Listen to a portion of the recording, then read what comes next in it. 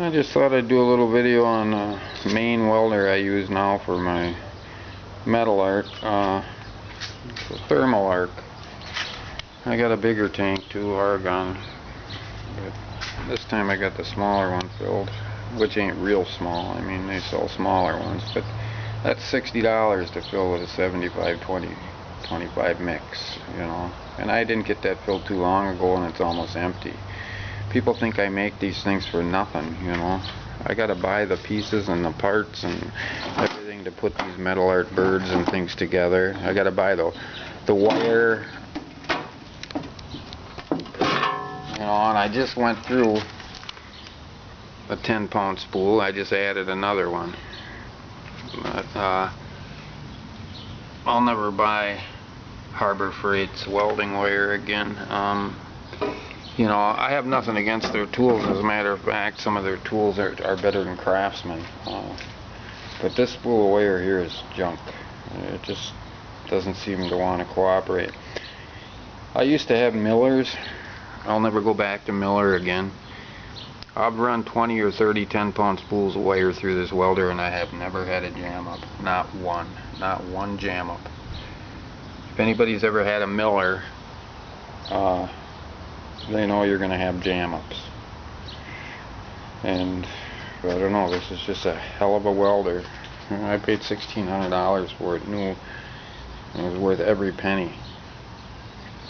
Of course, I got my plasma cutter. I can either run that on 110 or 220.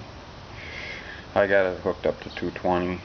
You can cut any kind of shapes you want it into, up to about 1/2-inch steel.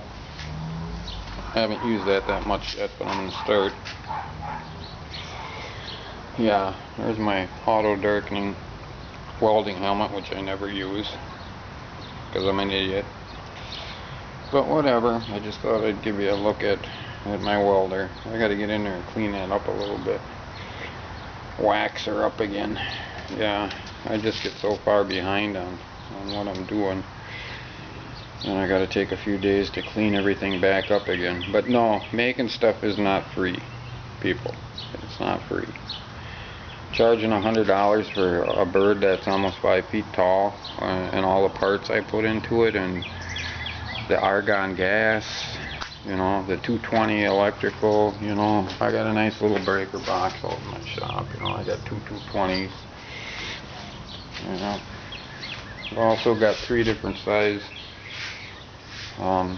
powder coating ovens that I powder coat. See, I got stuff laying all over the place. I got hickory and all that. This one I can get a Harley Davidson frame in, so you don't need nothing much bigger than that for a hobbyist. And of course, just a regular house oven. That's good for smaller parts. And then a toaster oven for nuts and bolts. All you need is 400 degrees. Most powders call for 400 degrees, and when you see it start, the powders start turning liquid, it's 20 minutes. 20 minutes. I'm not going to show you my powder guns, but I've got plenty of powders.